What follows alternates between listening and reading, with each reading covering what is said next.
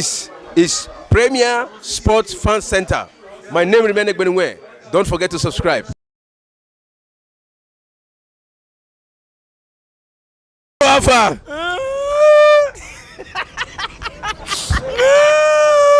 It's okay. This is a strong Man fan.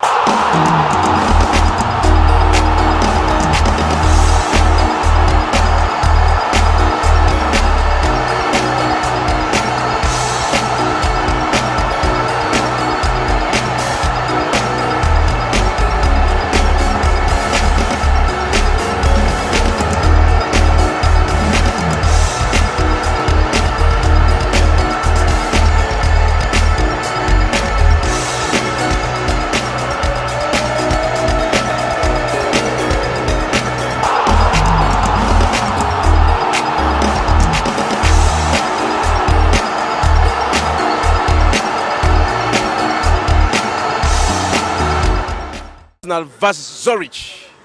A win for both, automatic qualify. A draw, also qualify. Let's go hear what the fans have to say. This is Premier Sports Fan Center. My name is Milan Benue. Please don't forget to subscribe.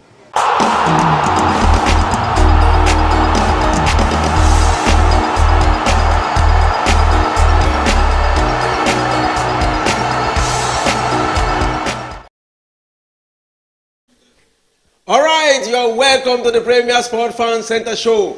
This is another beautiful day of football. The Champions League, the most decorated football tournament in the world. Yesterday we saw one of the best football in the Champions League between Manchester City and Real Madrid.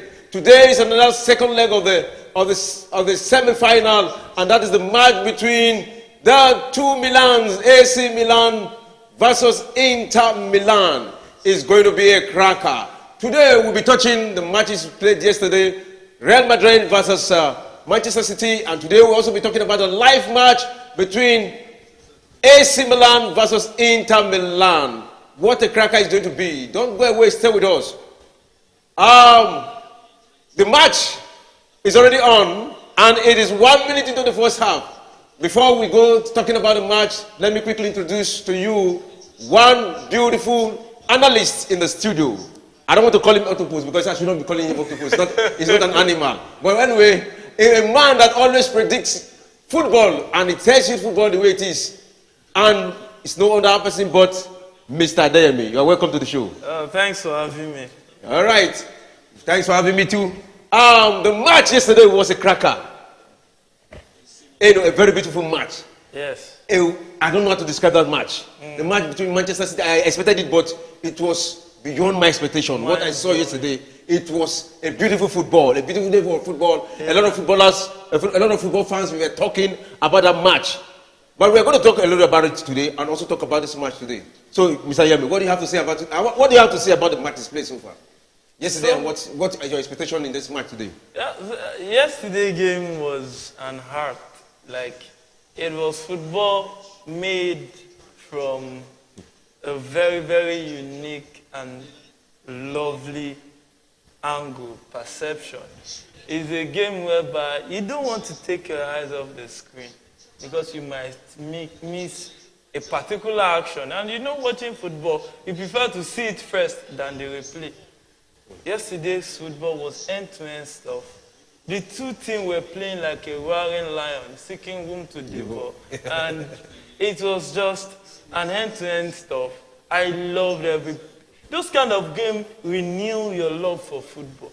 It renews it. It's just so exciting, breathtaking, It keeps you at the edge of your seat. It's a wonderful game yesterday. And tonight, Milan derby is always really, really, really a tough one, an exciting one too, because they are familiar foes. Yeah. So when you know your enemy, it's almost like you know him because it's almost like looking at him as your friend. Yeah. So it's going to be a very interesting game today, and I hope that. We will see the best of football like we saw yesterday. Yeah, we see the best of football like we saw yesterday. This is two Italian teams today. Yeah. Like you call it, the Milan derby. They are playing in the San Siro. Yes. You know, the San Siro stadium. And both of them share one stadium.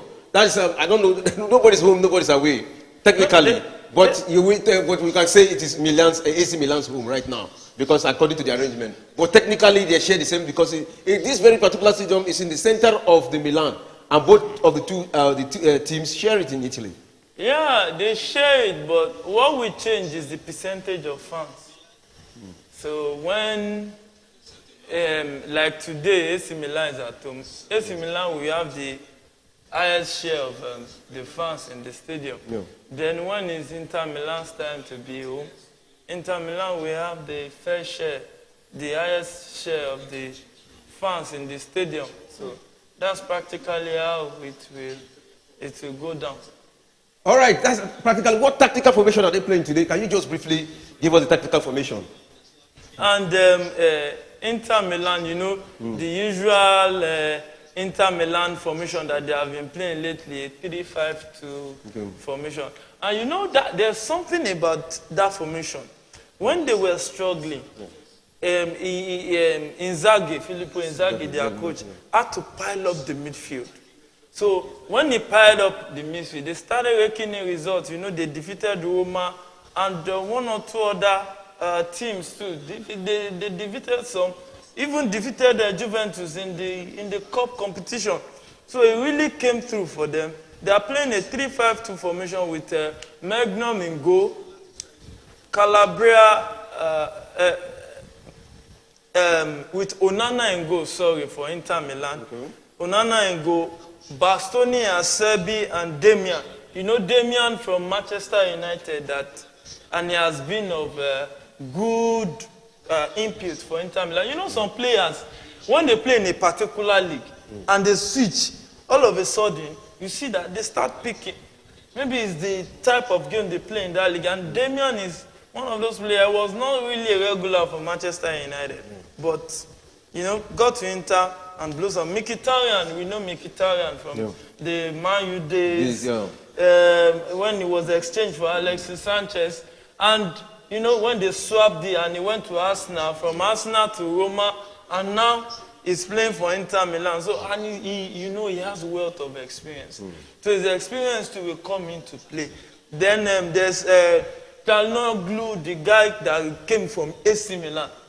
You know, they swapped, you know, there are some players like that, like Ibrahimovic too, that has played for Inter Milan and now playing for AC Milan. So this one played for AC Milan, now playing for Inter Milan. And there's Barella.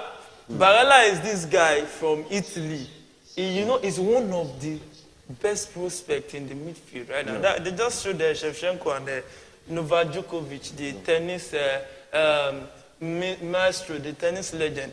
So when we talk about Barella, Barella is one of the best midfielders in the world right now.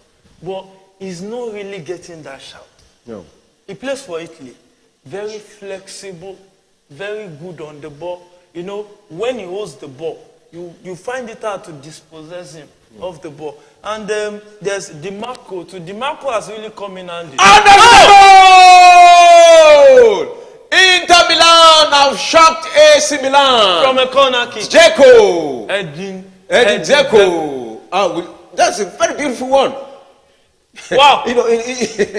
You know, that's one of those old Roma players. He played for Roma those days. Played for Roma, played for Man City. Yeah.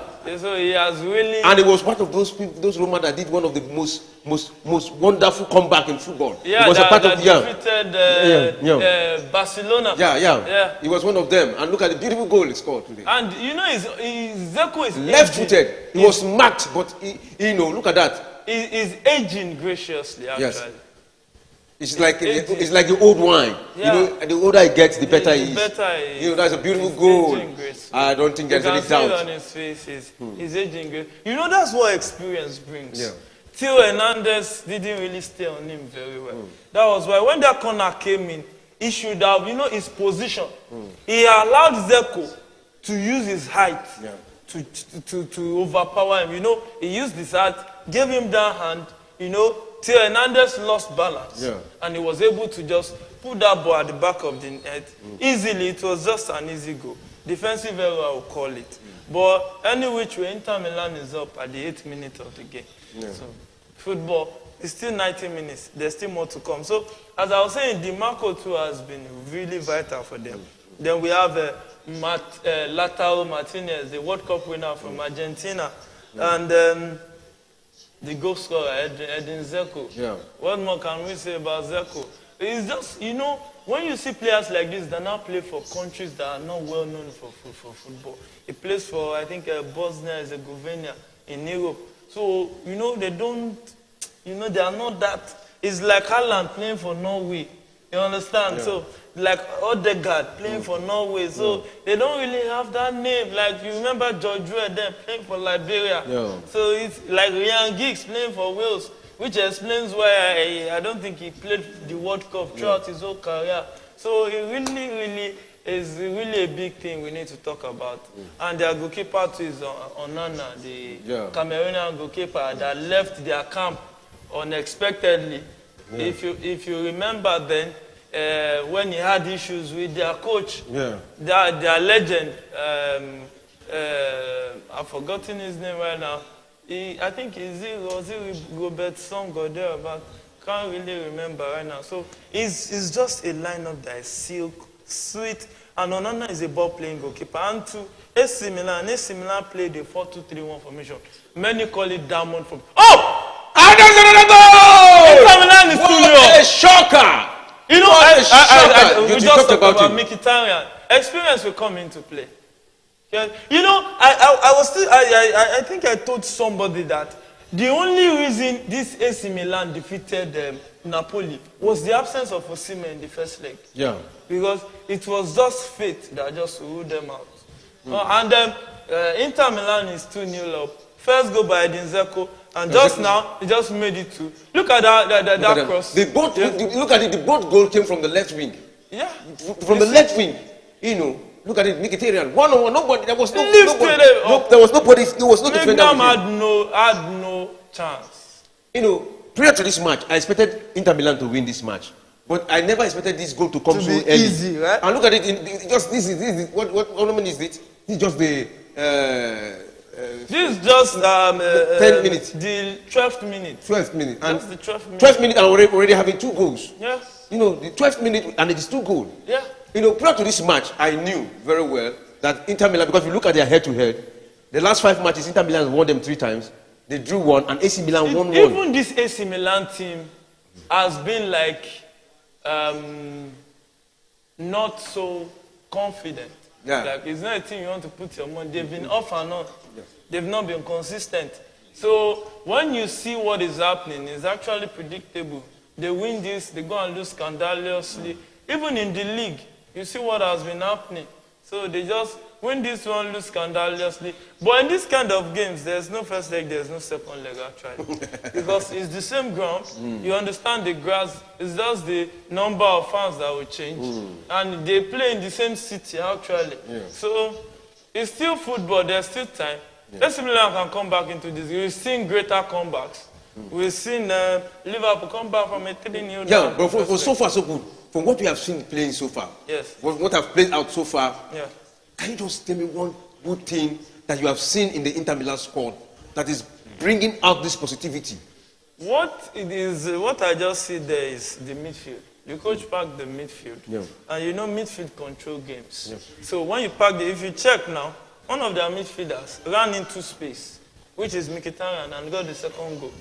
So the midfield is packed, well packed. So Inter is controlling more of the midfield compared to AC Milan. So I think the battle is being won right now for the first 13 minutes of the game in the midfield for Inter Milan. And it's a good one so far for Inter Milan. It's a good one so far for Inter Milan. But when we look at their history in football, you see that AC Milan has won it more than Inter Milan. Because in the Champions League, it is AC Milan who has won it 7 times. Inter Milan has won it 3 times. Yes. You understand? And if you talk about the indigenous league, the Italian league, AC Milan has won it even more than Inter Milan. Of course. AC Milan is like Man U to Man City. Man U is more successful than Man City, but they are in the same city. Yeah. So AC Milan is way more successful. There was a time even the chairman of Real Madrid, Florentino Perez, said he really missed having AC Milan in the Champions League. And this explains what he's saying. They are in the semi-final, even with a team that is not well balanced. So it says a lot about this team. You know, I think these early 2 goals has a lot to do with lack of concentration. They just lost concentration. But why will you lose concentration? This is your home, this is San Siro, 80,014 capacity stadium with your people cheering you. You know, why would you be confused? And this is what you have been planning for. And you know, the AC Milan is missing one of their best players this season so far. Rafael Leo. So and I think, in fact, it's their highest goal scorer in the Champions League. Yes, he's their best player so far this season, as far as I'm concerned.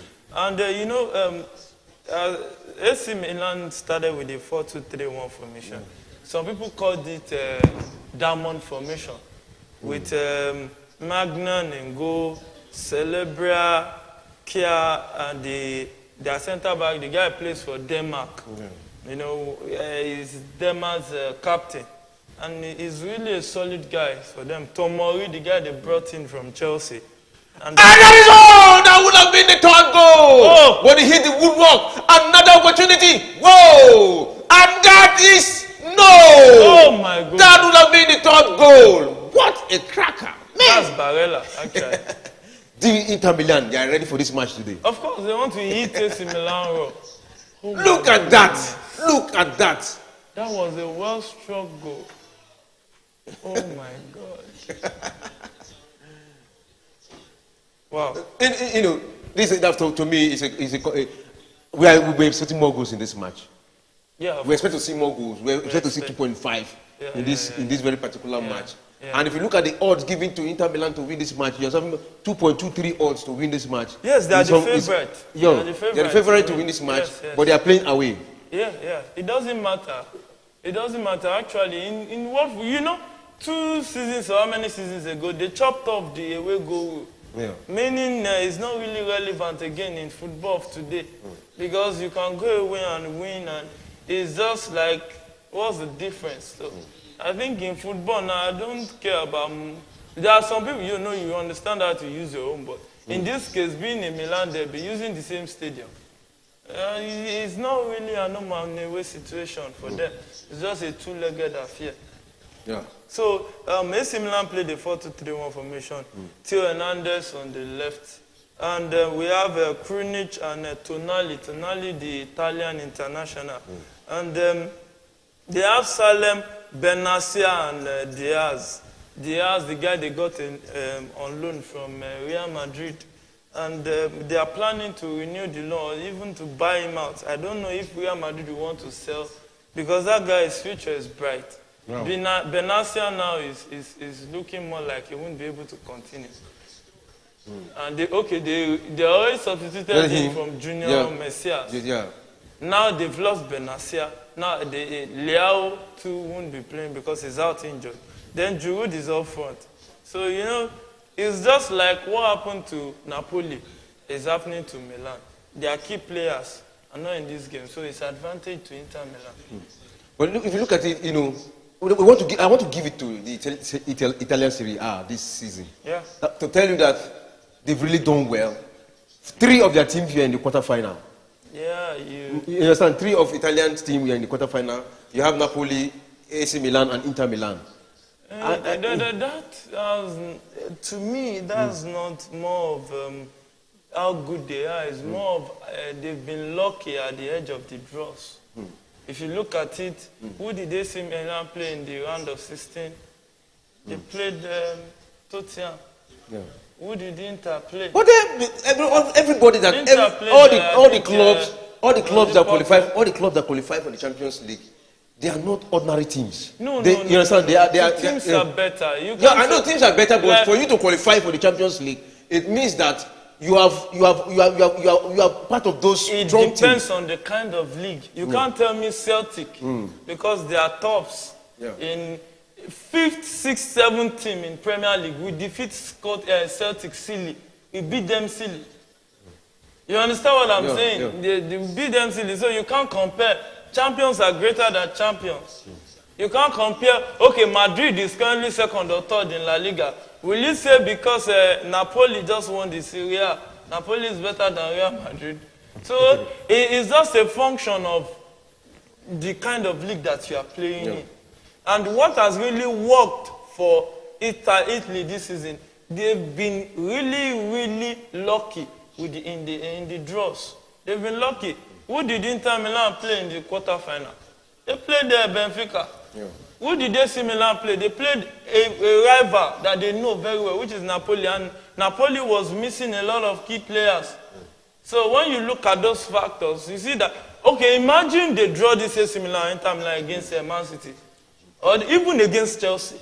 Yeah. Would they have it that easy? Against Real Madrid. So they've really been lucky from the draws. That's just what I think. But somebody saying in football there is no luck anymore. That it is what you play, you get. No. It's what you play that you get. There's luck in football. But for you to get that luck, you work hard. You must be creative. You must be able to have some technical input for you to get that luck. For instance, 2012, Chelsea won the Champions League. Would you say Chelsea was so brilliant? Because the only brilliant team that night, attacking-wise, was Bayern. Yeah. Bayern did everything they could. They did it right. But now for you, you can't take it away from Chelsea for them winning that Champions League. Yes, they did. Because one, they know their strength, and the manager was able to manage what he has. Instead of attacking, he went and, in fact, he created one kind of defensive back. That was solid defense. And they were not. And they wait for counter to get that defeat. Yes, but what would you say when Bayern scored 77th minute? Yeah. Chelsea was able to equalize. Chelsea that had, I think, 30-something ball possession, equalized. I think 82nd minute of the game or 83rd. What would you say when Drogba fouled, I think, Arjen Robben or Ribery in the box, a penalty kick? They lost the penalty. Is that not luck? So luck is part of football, but it is not the main thing. You have to work out to a certain level before luck can come into play. You can say Napoli was unlucky because they lost a penalty at the dying minute, and that Osimhen goal would have brought them back into the game. So there's a little bit of luck. You remember what this guy said, De Zerbi, after the game against Man U. He said, he believes that there's a God in football. They almost lost it. They were given a penalty from a very silly handball from Luke Shaw. Unnecessary. So sometimes those things work out. In economics, we call that the invisible hand. Yeah. For me, it is the hand of God. So God has a part to play in everything we do as humans. His role is constant. So now, do you say, if we talk about God now, do you say God favors one person and leaves the other? Not just favor, it's appointed time. When is your time? Is your time. No, in football, I think God allows everybody to play what you have. You understand what I'm saying? Yes, you can play what you have, but there's an appointed time. Look at Chelsea. When Chelsea was blazing hot, playing fire. Look at the way Chelsea lost the final against Manchester United. Zako on the card. Oh man. That was a good. It was. I think they are beginning to arrange their midfield and they are beginning to the defensive midfield. They are ready to go down. Yeah, they're ready to go down. It's already late. I think it's not too late. Football is not too late. Well, never say never, because right now never. It is favoring Inter Milan, and these people are two neighbors. They know themselves very well, and to me, it looks Inter Milan really want to win this match more than AC Milan, because I'm not seeing the fight. I'm not seeing the fight in the side of the AC Milan. They are not looking like people who are two goes down. You understand what I'm saying? They're not looking like people who are 2 goals down. I'm not seeing the fight. It's like they are relaxed. They are comfortable with the 2 goals. You can't really say they don't want to score, but because when you look at it, look at the way they are playing. They are playing like a team that want to score, but the goal is not forthcoming. What would they do? Like they are missing 2 key players up front, and the best form of defense is attack. Yeah. So when you don't attack well, the opponent will... And if you look at the Rafael Leo that they are missing now, he's one of the biting striker. You know, he can cause confusion in the defense of Not Inter just Milan. one of. Yeah. He's the main guy in that team. It's like Napoleon. It's like Osimhen. Yeah, and then it's like Osimhen that they lost and you know. But we saw Osimhen came in the second leg. And, you know, I came how many minutes into the second half? I think it was around the 60, 70 minutes he came in, and we saw he made a lot of difference. And we saw the impact he made. Yeah, he did. Honestly, you will see from that second. But the Rafael now, in fact, the injury is like they are going to bring him in. Let's see, is he in the reserve? Check it whether he's in the No, it's not. He's not in substitution bench. It's not at all. It's not at all. So that means it's not going to feature. And you can see Ibrahimovic there is still excusing. And Ibrahimovic is one of the you know, a player a lot of AC Milan players look up to. A quick talk about the substitution bench of AC Milan. They have Balotelli, De Ketelare, and Gabia. Kalulu. Kalulu is a French international. Mirante, Navahel, Origi. You remember Origi? Yeah, Origi, yeah. The guy that left Liverpool for AC Milan. Yeah. And there's Pobega and Rebic. Rebic is one of the Croatian guys that got to win the third place in the just concluded FIFA World Cup. Yeah. And there's Thiago, and also the bench of Inter Milan. We have Correa. Correa is an Argentine. We have Kodaz. Yeah. There's Brozovic. Brozovic is a Croatian. The guy is a master of the midfield too. Wow. On the bench, Belanova, there's Aslani, there's Devric. You know, they have guys. They have these guys. They have Gosen and Danovic, their main goal. There's Lukaku on the bench. And there's Zanotti, a team that Lukaku is not even starting. So everything points straight to Inter Milan in this game. And Inter Milan should be winning this game over 2 legs. And you see Ibrahimovic here, we saw him, he's not happy. And right here, he's missing, inactive.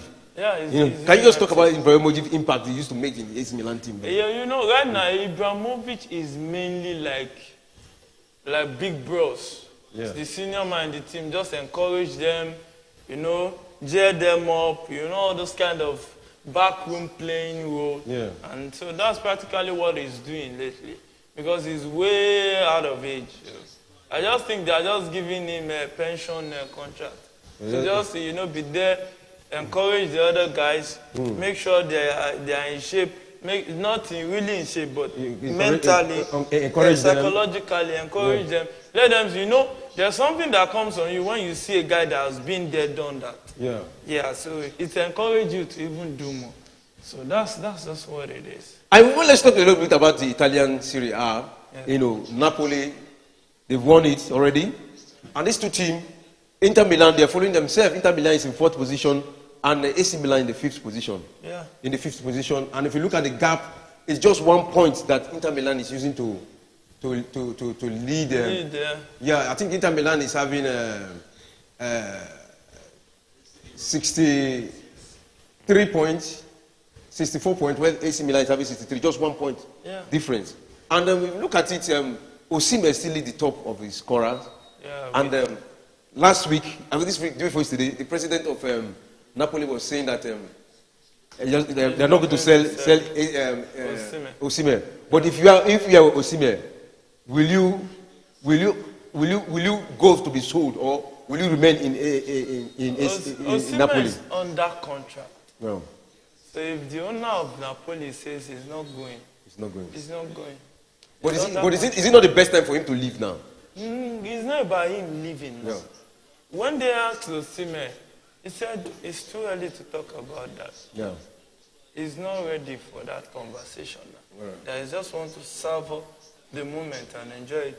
But the what is it called? The Napoli president already came out and said there's no way Osimhen is going anywhere for next season, because the fans love him. Yeah, they love him so much. Love him so much. This is the way they celebrated him. They celebrated him. He did a lot for them this season. Oh, no. He missed so many matches and he could still get that number. Yeah. He is really a very serious striker they have at their hands. Not really. They should not play with him. I just think Napoli should strengthen. Just get another striker that can deputize Osimhen, get some midfielders, and get another defender, and they'll be good to go for next season. Yeah. And they play this beautiful football. Beautiful football. Very entertaining to watch. So, for me, if the Napoli presidency, because I think he has 2 years left on his contract, so he will be ready that, when a player have 1 year left on their contract, the value will actually come down. Yeah. The value you can price him to. Now they can get over 100 million for Osimhen. But when they use 1 more year on it, without extending his contract, if they are not able to convince him to extend, that means the value will come down by the end of next season. Wow. So football is like a movie. The same president that said he's not going to sell. A beautiful chance! Oh, side net. AC Milan would have put one in, but it was side netted. That's a beautiful match. In fact, this is the first attempt I'm seeing them playing so far. Yeah. That's a beautiful one, but it didn't go in. And if he had left that ball, there's another AC Milan player in a better position. Yeah. So, let's quickly talk about the match yesterday. Yes. There's this argument going around that Real Madrid would have been given a penalty, but it was not given. What did you observe? That one, the match they played, and no, it's only people that don't understand the rule of the game that will say that. That should be a penalty. Right in front of the referee. It was brought down. In favor of Inter. And that penalty has been given. Was fouled. Let's see.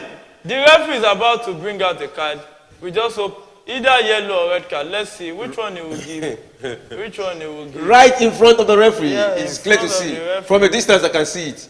Look at it. He beat the man. He miskicked the ball. Beat the second one and he just brought him down. Look at that. The contact was so clear. Look at it. Oh, it's a minor contact anyway. Look at it. It's a minor contact. Footballers can lie. That little contact. You see how he dived as if a penalty for Inter Milan. And if this goal goes in, that'll be 3 for Inter Milan. It's becoming clear that Inter Milan will be in the final. I think check. Because for me, I think that touch is too light. It's a soft penalty. It's too light for that kind of a dive. Yeah, no. It's a very soft penalty. I don't think that should be given. I'm very sure the referee is going to cancel it after the VAR check. Look at that. Oh, there was a contact. There was a contact, but it was not strong enough. Football is a contact game. Yes. So the contact has to be strong enough. He removed his hand on time. Okay. But I think he noticed. Cancel. The referee has just cancelled that penalty after a VAR check. The yellow card cancelled too. Yes. Even the yellow card has been cancelled too. And the penalty was also cancelled. They say he should be yellow carded for diving. And they are protesting for yellow card to be given to Lautaro Martinez for diving. That's diving. You see what I was saying, that tackle is not enough for that kind of diving. As if somebody just killed somebody. Football is actually fun. Can you just quickly talk about the coaches? Yeah. The coach of Inter Milan is the guy that replaced Conte. Yeah. And Conte, the enigmatic guy, the reaction. So coming in from Lazio, when he was the coach, before he has enough experience. So he was coming in to fill a big shoe. But he failed successfully. He failed that because last season Inter Milan was supposed to be the team to defend the league. But how they ballooned their chance by losing, I think, to Bologna, their outstanding game that later led to AC Milan winning the title. I think AC Milan won the title. Another chance! Oh, that one over the bar. I think AC Milan won the title with, I think, 2 points or 1 point. Very close margin last season. And if they had won their standing, AC Milan wouldn't have won the league. So he failed last season based on the caliber of players he has at hand. Yeah. No, he should be doing better. Because they brought in Korea for him from Lazio. They brought in guys that can do the job. When you lose Lukaku and you bring in Zeko and bring 2 players, they have experience in the league and they are very good at what they do. So for me, I think he failed last season. And this season too, you see their inconsistency. Yeah. They win today, lose tomorrow. That is, they were first sitting second, chasing down Napoli. All of a sudden, they started dropping points, losing away games, losing points away from home. Yeah, they made their own, but you need away games too to gather points. But so far, for me, Simeone Inzaghi has been really, really questionable for Inter Milan. I think Inter Milan should be thinking of getting a better coach. But for this evening, it's doing well. They are 2-0 up. It's difficult to criticize the coach when they are winning. When he was winning, yeah. So, about to take them to the league. About to take it to the final of the Champions League. Because right now, you can imagine Juventus has unseated them from the 3rd spot. It's very funny. Now, you look at Juventus now, it's not pushing them. They are not dragging with AC Milan for 4th. Yeah. That's 4th and 5th. Inter Milan is in 4th, AC Milan is in 5th. Yeah, it's unacceptable. It's unacceptable with the kind of investment in this squad. I'm talking about Pioli. Pioli has been good for AC Milan because compared to the resources he has, the way, coaching has to do with the resources that is available to you and how you are able to manage them. He managed this team to win the league last season. And now they are in the semi-final of the Champions League. Still in the race to end up in the top 4. Not bad, because the strength of the team is not that deep. The depth, the strength in depth, we just reel out the bench. How many solid guys are on the bench? And even many of their key players, like Diaz, the guy is on loan. So the team is not really robust financially like that. For them to buy players like that, how much did they get Giroud leading their line? Tomori, how much did they get him? These are guys that have grown into the game for AC Milan. And Giroud is coming with a lot of experience, winning the Champions League with Chelsea and the World Cup with French national team. So the team that Pioli has, you can't really say that he has failed. But he is, for me, is a bit past mark, but it's just a bit over 50% for him. But for me, Inzaghi has failed compared with the resources he has at hand. But the 2 coaches going head to head, it's been a night that Inter Milan has been taking the day. So going head to head, the 2 coaches, they have met 18 times, and Inzaghi has won 9 times. Well, Pioli has won 5 times. They drew 4 out of the 18 times played so far. When you look at it, which team was Pioli handling? What type of quality players do they have? Maximizing the resources. People are shouting Brighton. Why? Because of the resources available, and they are maximizing it. But sometimes they can collapse like a pack of cards. And they are getting results from the average players they are using. Yes. Because I used to call them average players. Somebody is saying they are not average players. Many of them are average players. They are just playing as a unit. When average come together and play as a unit. Okay, the Chelsea team that won the Champions League 2021, how many exceptional players are there? How many Messi, Ronaldo, who are there?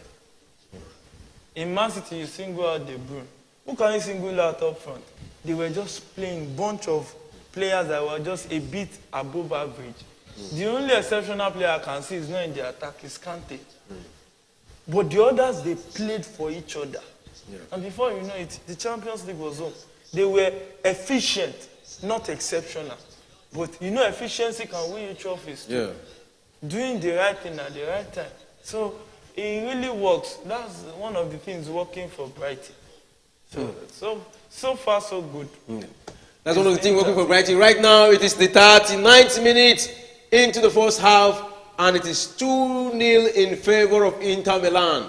The first goal was scored by Dzeko, and the second one was scored by Mkhitaryan.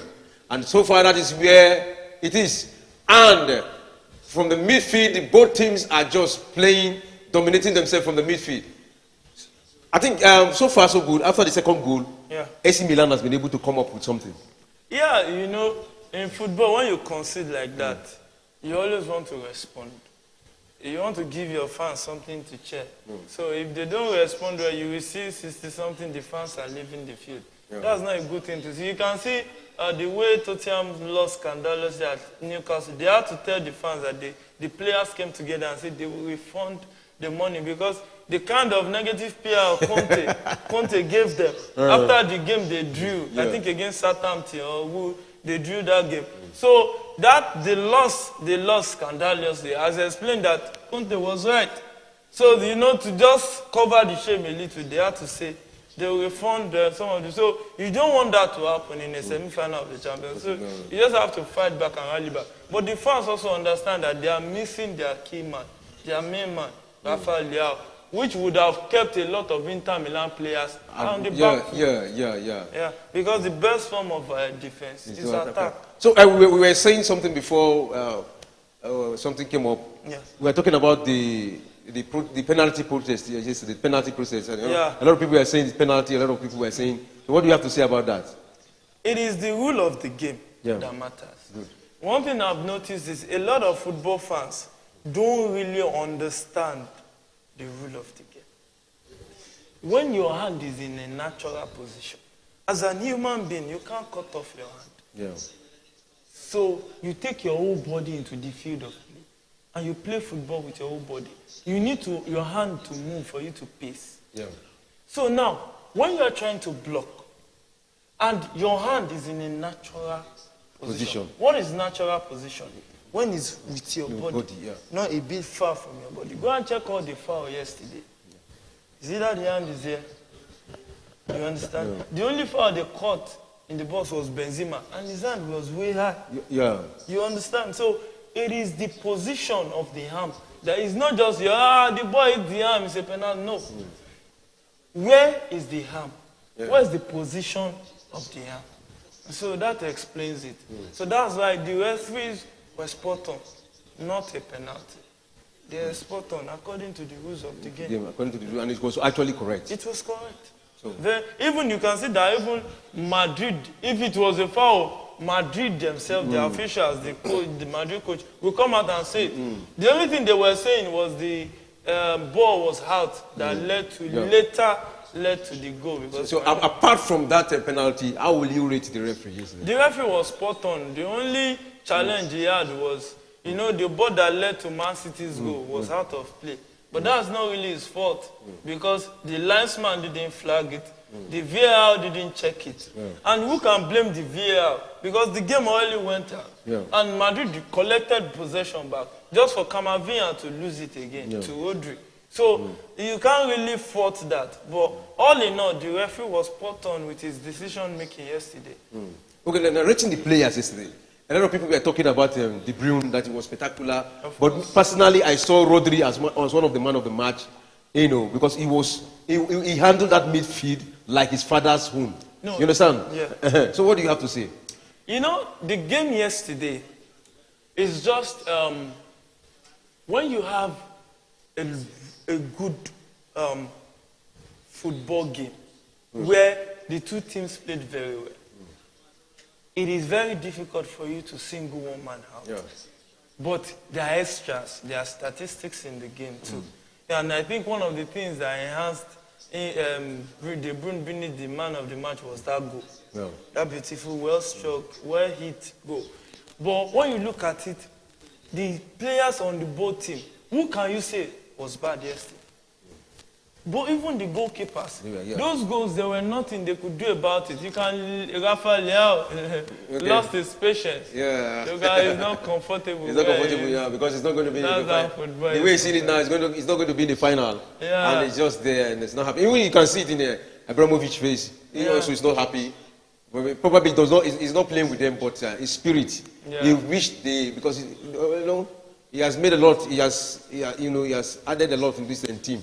So, like what I was saying, so when you have a lot of players, not only Rodri, Walker had a wonderful game yesterday. Yeah. And that was the only person Guardiola talked about. He talked about Walker. He said Walker had a very wonderful game. He said Walker was chased Vinicius up and down. Look at Rudiger, how a man marked Haaland. Yes. You see, so you can count on and on and on. Look at Diaz. Was solid. Stones, solid. Ederson, fantastic. Couture, fantastic. Camavinga. You know, it was like final before final. Yes, who will you say was below par in that game yesterday? You hardly mention one. Yeah. So that explains where you say Rodri too was good. Yeah. Rodri was good. Was spectacular, honestly. Very good, actually. Yeah. Akanji too. Akanji was also good. Was also good. And Guardiola almost didn't want to make substitution. No, not almost. When you have a team, that explains what I've said earlier. That's the backup for the point. Because the two coaches saw that they were both playing very well. There was no weak link. And when there's no weak link, if you remove one guy and bring in a new blood, it can be disastrous. That's why you see that the two teams only made substitution towards the very tail end of the game, when you saw that some of them were already tired, especially the older legs. You can see Madrid bringing out Cruz, bringing out Modric because of age. So they were tired. He had to just, he brought in Tchouaméni that struck a beautiful shot that almost went in. So it was just a situation of having a lot of good performances that night. But they can't give two players man of the match. They just have to give one, which was De Bruyne, and he was well deserved. He was well deserved. I want to talk about Vinicius Junior. A lot of people say that guy takes drugs. But when they interview him, when he said he has this hyperbaric chamber in his house. It looks like a coffee. You understand what I'm saying? It looks like a coffee. After each 90 minutes game, he goes there, stay for another 90 minutes. He renews his strength. After training, he goes into that hyperbaric machine, and renew his strength, and he is refreshed. And if you look at the strength he puts in the football, 10 people cannot mark him. Now, the thing for him is this. He learned from the best. When you follow a template, patterns, he's following the pattern of Ronaldo. Cristiano Ronaldo, not the Ronaldo of Brazil. The way he recovers from games, the procedure he goes through, the people that take care of his meals, the people that take care of his daily routine. So all these things, they have results when you follow a particular pattern. See, what makes food sweet is not who is cooking it. It's the recipe and the pattern of cooking they follow. The way you cook it, that is very sweet. If you give me that pattern, I put those things at the right time that you are putting it, I will get the same result. That's how it works. So when you see that he went into some to recover for 90 minutes. After training, he does that. After that one too, he has his personal training. He has his personal trainers. So would you compare that to a player that just wakes up, goes for his own training in the stadium, comes back? So it explains how exceptional he is. When you pay more attention to something, you get better at it. Wow. That's it. And right now, was it a good result for Manchester City? Of course. Because when you look at the Etihad this season, it has been a slaughter ground. In the Premier League, I think they've played, if I'm not mistaken, 12 or 13 games at home. Unbeaten. And they've won, I think, 11. Lost one, draw one. That explains, that's a very fine form at home. And in the Champions League too, I think they've won all their games at home.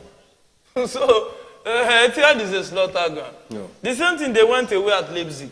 Played a 1-1. What happened in the second leg? 7-0. The last one we got, what happened at the Etihad against Bayern? 3-0. They won. The second leg, 1-1. So, Madrid has already played their 1-1. And there's a statistic that the most semi-finals Madrid have drawn the first leg. They don't really win the game over 2 legs. But football is like biscuits. It's like this. It Sometimes change all the you time. don't know where it will It's not about well, records are meant to be broken. yeah. But for me, I still think advantage Manchester City. Because it's a lot to play in front of your own fans. But Madrid can be terrible too. They can be a terrible visitor. But I still think Man City will do enough to qualify for the final. You pick Man City to qualify, even if it comes to penalty. Yeah, You still believe that Manchester City can I still. think Ederson is not bad in penalty. Courtois too is not bad. But Courtois is not that fantastic too in penalty. So it's not as if there's a Manuel Neuer that is good in penalty or there are a lot of players that are better penalty saver like Martinez, Emiliano Martinez of Argentina. Those ones, when you're up against them, that's a +1 for their team because they know how to save penalty. So when you look at the games like that, and it's halftime already. Yeah, the halftime whistle have been blown, and it is 2-0 in favor of Inter. So far, it's a very good result. Too early Because goals. as it stands, Inter is away. Despite the fact they are playing in the San Siro. Yeah. It's still their own home. But it's a very good result because they are away. 2-0 at the end of the first half. And the second half, we don't know what will happen. We are expecting more goals in this match. We see it. No, we're talking about the Champions League. Ancelotti yesterday won he drew the first leg of the semi-final. And he's waiting to make another record. Already is the manager that has won the Champions League more than any other manager because he has won it 4 times. He has won it 4 times. The like of Zidane 3 times and Presley 3 times. Is Pep Guardiola that has won it twice. Mourinho twice. It's going to be a very big record if he wins this for the 5th time. Yeah, I have a better way to win than win with the Champions League champions themselves. But we can't say Real Madrid cannot win the Champions League. You can't rule them out. You don't rule the Defending Galactico out. No. You rule them out at your own risk. At your own risk. Yes. You don't rule them out. They are a very terrible opponent. Both home and away, they can be terrible. Yeah. They can be extremely dangerous. So you don't rule them out. You don't do that. Last season, semi-final, towards the end of the game, Mahrez, let me rest him. Brought them out, everything changed. Guardiola almost lost his mind. And if he had left Mahrez on the field, would have kept the defenders at bay because they will know there's a danger man. That's why some key players, even if they are not playing well, you don't substitute them. Keep them on the field because they are keeping the defenders at check. The attack is less effective when the defenders don't join the attack. When you have an attack that the defenders even join their attack, it will be more terrible than it was. So, and that happens when you don't have a key man that can hold them, that they know that if we leave this guy, there can be fire on the mountain. So that happens. All right, let's quickly talk about some of the players that are missing in this Champions League right now. They are out.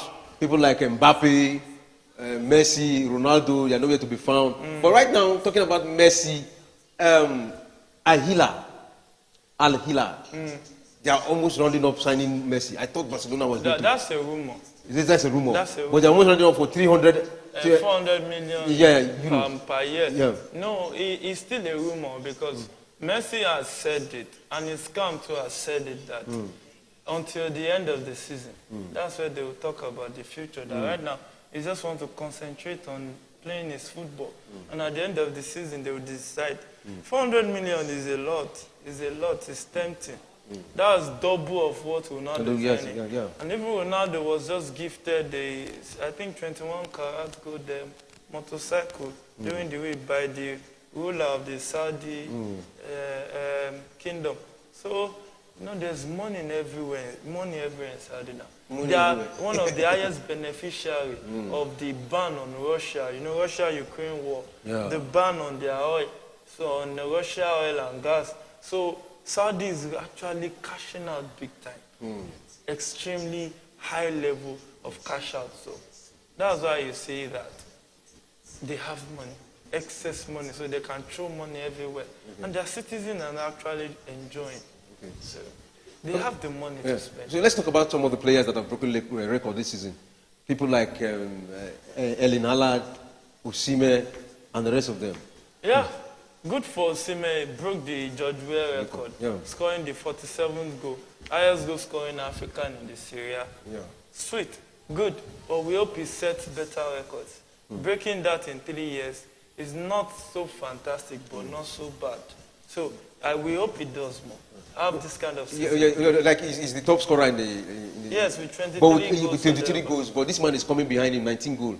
Martinez, Lautaro Martinez. Yes, he's coming up. It's 19 goals, just four goals different. He can, and you see, have up to 4 matches. He can cover it. We can't conclude yet. We can't conclude yet that he has won it. Very possible. Yeah.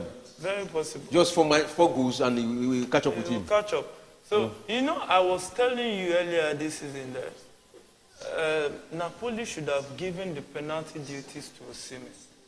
Imagine adding all the penalties Napoli have scored to Osimhen's goal tally. But see, another thing again, in their last match, Osimhen missed the first penalty. Yes, they wanted to collect it. They want to collect the ball. And he scored it. That was the second one he scored now. One, yes. The first one he missed it. He missed it. Probably he's not a good penalty taker. No. The first one, even their penalty taker, Kvaratskhelia lost at one of the highest stages of football. More than once he has Messi lost at the semi-final. Ronaldo lost at the final of the Champions League. So who doesn't lose penalty? It depends on how you play it. He played the penalty very well.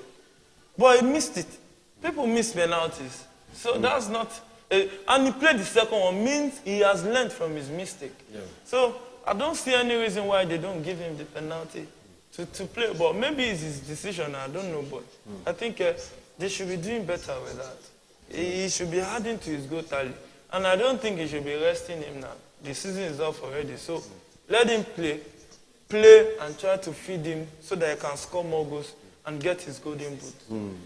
All right. The record Erling Haaland is breaking right now. Haaland is, some call him robot. Oh, that's the goal. That's the replay of the goal. 1, 2, 5 defenders behind him. That was... Look at that. See the hand.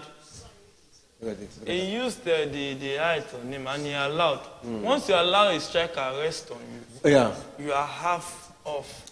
Like, you are half disadvantaged. But resting on the player like that with your hand, is it not an offense? No. Football is a contact game. He didn't push.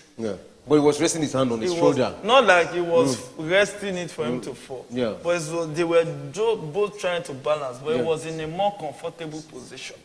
That was why he could score that goal like that. So that explains it. Look at this one. How can you open your defense up like this? Tomori and the girls, Skria and what's his name, should be answering some questions. Look at that one. Went in straight and scored the goal. But it's the brilliant one from Mkhitaryan. He really had that's a brilliant one. To have the mind to just go into it, the two defenders, go into their middle and slot it. But as we were talking about Haaland, Haaland so far has been good for Man City. When you have a goal puncher, and you have people that will feed him with goals, then what will you get? Goals galore. But yesterday we saw Haaland, he was not able to score. Probably it was the block no supply and they surround him. And anytime you hold him, that is when you see De Bruyne come in and score. Yes, the thing is, when a player is on the field, that's why your key player, you leave him even if he's not playing well. Why? Because he keeps giving opposition minus. Rudiger was on Haaland. Anytime he snaps up Rudiger, Alaba is on him. Keeping 2 Madrid players off. That's -2 for Madrid. So he frees up other players behind him like like De Bruyne, like Bernardo Silva. So they can easily come in. Because he attracts 2 players to himself. That's a minus for Real Madrid. So that's one of the reasons that Man City was was strong on that game yesterday. And looking at the Real Madrid defense, you know it's a solid defender. Yeah, well experienced. Camavinga, Except for Camavinga, is not Alaba. a defender. Because Mendy was injured. That was why they brought him back out of position. Yeah. Playing Camavinga out of position. So let's quickly look at the statistics so far in this match. The statistics of the match. Let's talk about the ball possession. AC Milan had 59% ball possession, while Inter Milan have 41% ball possession. Goal attempt, 5 goal attempts for AC Milan and 12 goal attempts for Inter Milan. yes. And shot on goal, 3 goal attempts for Inter Milan and none for AC Milan. Yeah. Shot on goal, 4 shot on goal for AC Milan and 6 shot on goal for Inter Milan. You see the statistics? That is the pressure. And corner kicks, 1-1 corner kick. Offside, 1-1 offside. Goal save, 1 save for the goalkeeper of AC Milan. Yellow card, 1-1 yellow card. I think that is the statistics. Yeah. And so, well, that's how far we can go for the first half. Let's quickly go for a short break. Yes. Let's quickly go for a short break. We are not going yet. We are gone half, the continuation of the second half. It is already 2-0 in favor of Inter Milan. We are going to come back for a moment. Just in a moment, we'll be back. Don't go away.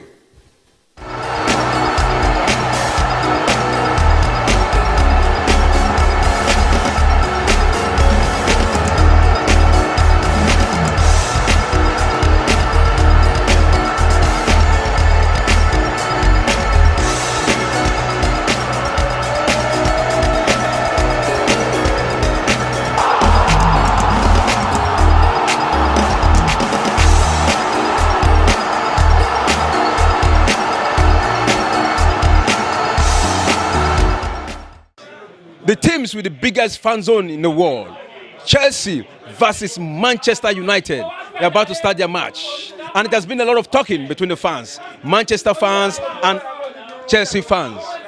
Let's go hear what the fans have to say. This is Premier Sports Fan Center.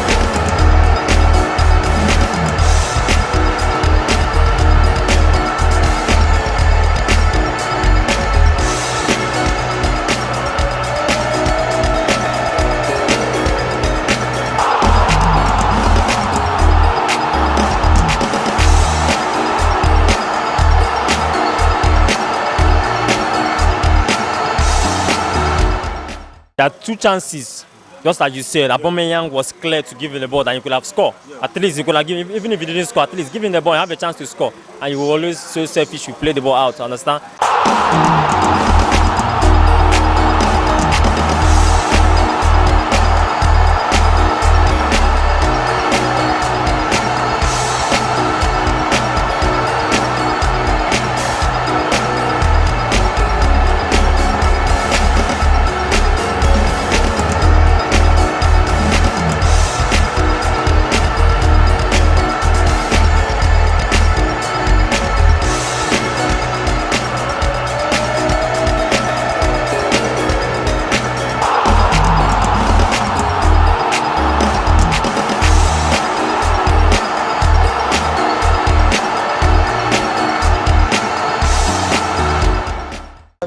Being a Chelsea fan, I was just kind of optimistic that we'll win because we've had a very bad form this season. Clash of the Titans between the 2 London rivals, Chelsea versus Arsenal. Already Man City has overtaken Arsenal on the lead of the table with 30 matches played. A win for Arsenal today, Arsenal will automatically overtake Manchester City. Let's go hear what the fans have to say. This is Premier Sports Fan Center.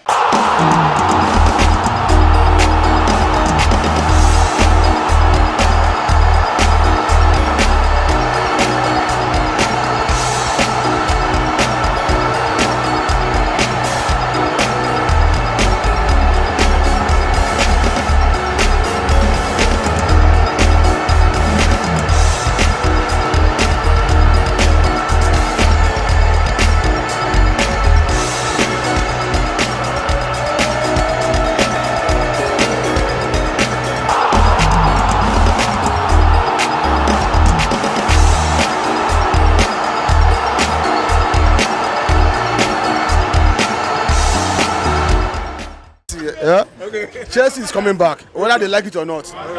Once I'm not sure, I just go to my this account to say Chelsea has so many substitutes. Bench win matches. We're not talking about your starting 11. Now we have 2 starting 11. Anybody can play now. It's not about 2. Let my 2 and 3 they come back. Anybody can. Anybody will collect from Chelsea. Anybody will collect. This season may be awful, but I'm telling you. Next season.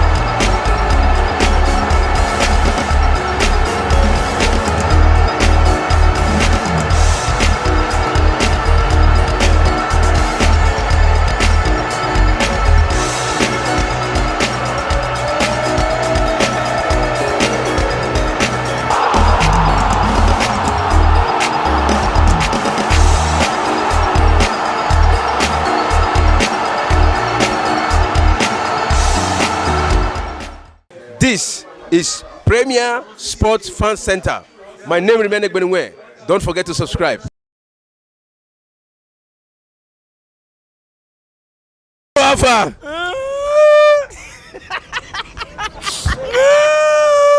It's okay. This is a strong Man U fan.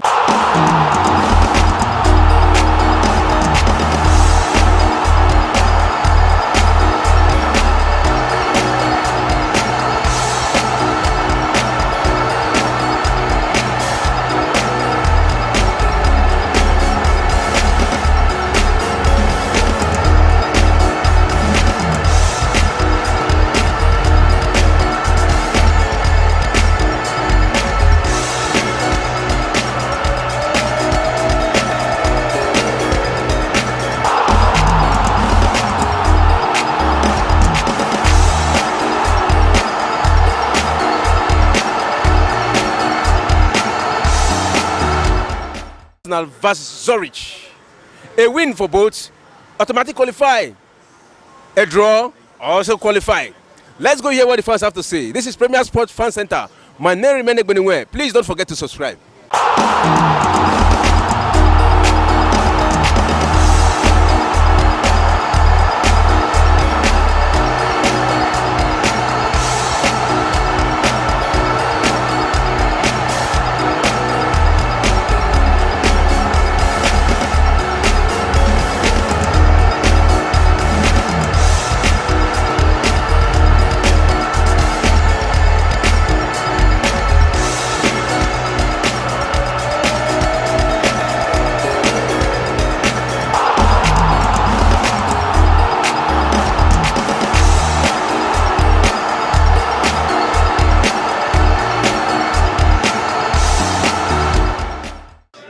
The teams with the biggest fan zone in the world. Chelsea versus Manchester United. They're about to start their match. And it has been a lot of talking between the fans, Manchester fans and Chelsea fans. Let's go hear what the fans have to say. This is Premier Sports Fan Center.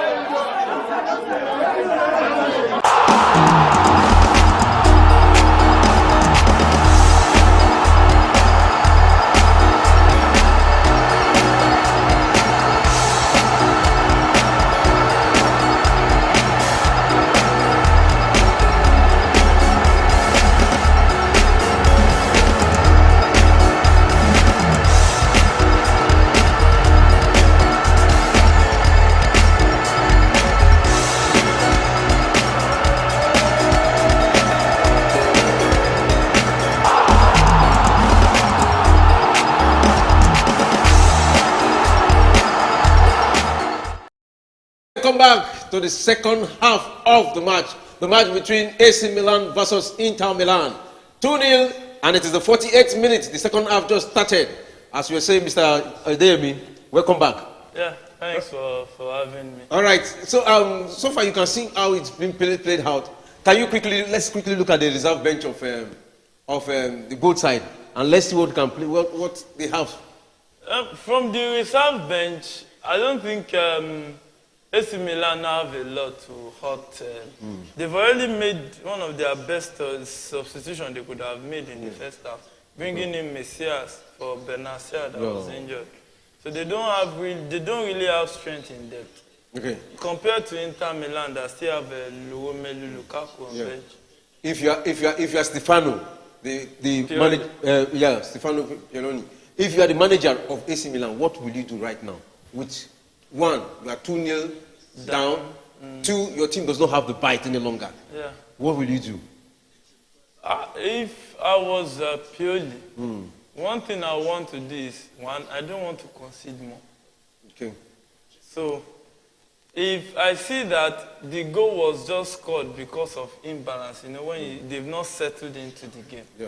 If the tactics is going fine, you leave it like that. But what you will now do is play, don't concede till like maybe 70 minutes of the game.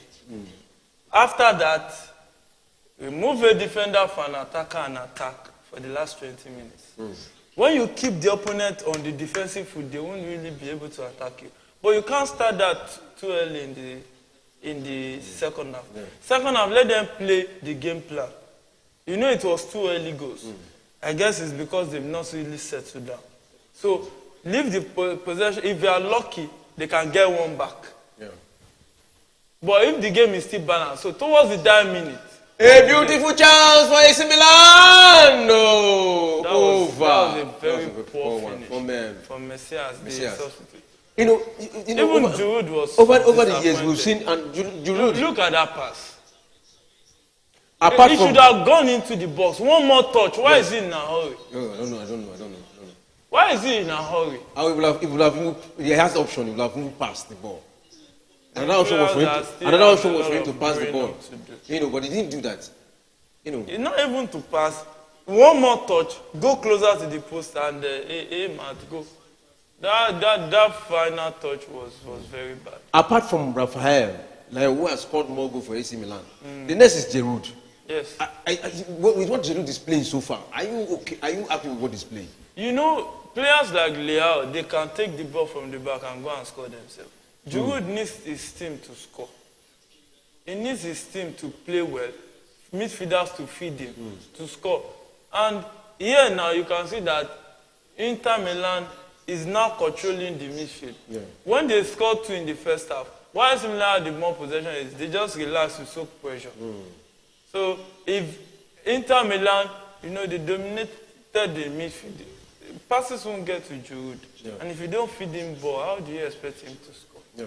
When Lukaku was at the peak when he was at Inter Milan, he was at the peak at the point. Yes. He was scoring more goals. He was scoring goals, and Chelsea bought him back, and he came back to Chelsea. And I don't know whether Chelsea kicked career. He died, and he came back. Since he came back, he has not been the same. But he has been scoring goal, but not like as he was scoring when he was in the.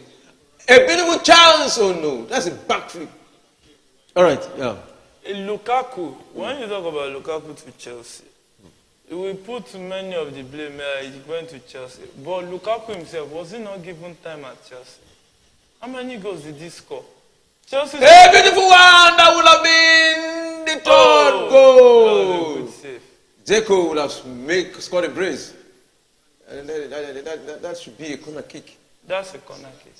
Be a corner kick. Look at that. Look at that. It was a beautiful pass. That was a beautiful block by the goalkeeper. Look at it. He spread himself. And he was lucky his leg was able to stop that. Yeah, he made himself bigger. He made himself bigger. He spread himself. And this is Brozovic warming up. All right. We are talking about Lukaku. So when you look at it, Chelsea spent 100 million on a player like that to come in and start scoring. He scored first, I think second.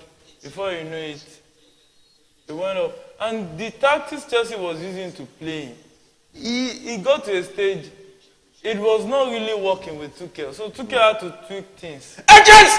Oh! Oh, that was... it was upside. The captain for today. Yeah. So it was not working. Yeah. And Tuchel, you can't look at your team going down the drain and not do something about it. So the new tactics is not really something that Lukaku can really work with. So that explains why sometimes he will not be in the lineup. But it was mainly based on his performance. Look at what did he do in the FIFA World Cup.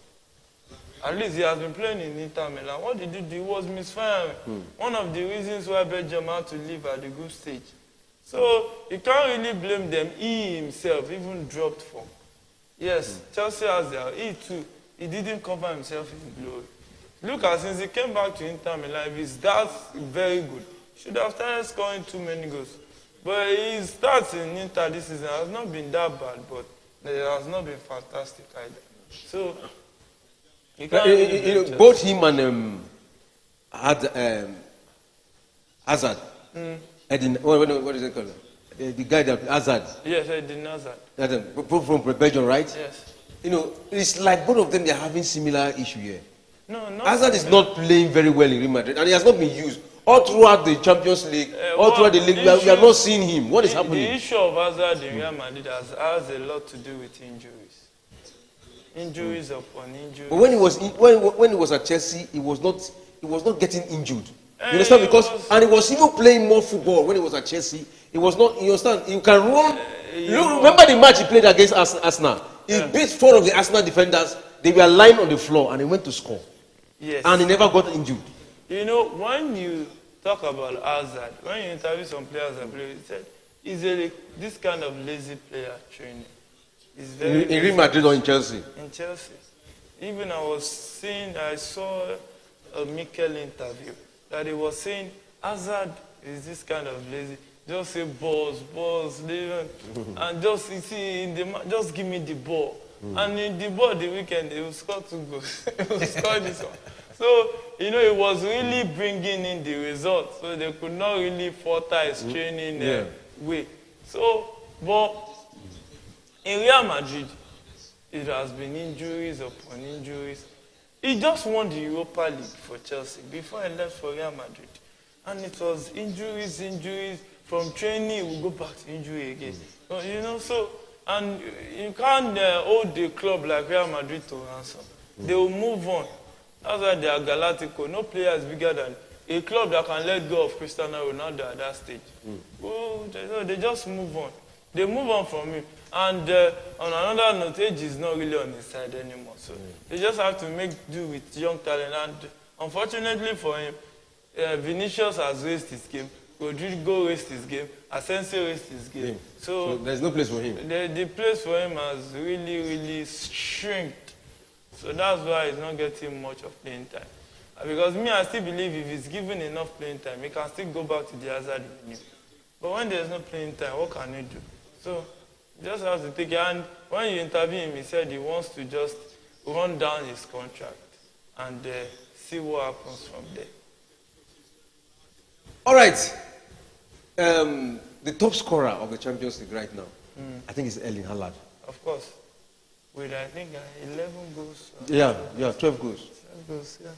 So Erling Haaland, deservedly, he has been a pain in the ass for teams in the Champions League this season. Leipzig will not forget him so soon. Neither will Bayern Munich forget him. So he has been one player that you can say this is a go-to guy. So, and he has been delivering the goals. You know, scored tap-ins, scored penalties, scored outside the box, and all. You can see that even Haaland do lose penalty. Yeah. On Osimhen's defense, he do lose penalty, but and he still does what he knows how to do best. So that's just it. And we can see the coach Trying to make AC Milan trying to make bring in two players. Bringing in Origi, the former Liverpool striker that plays for, I think he's part of the Belgium national team. But on your own point now, yes, the way you look at it, to me, personally, AC Milan is not a team to be in the final. You can't really say that.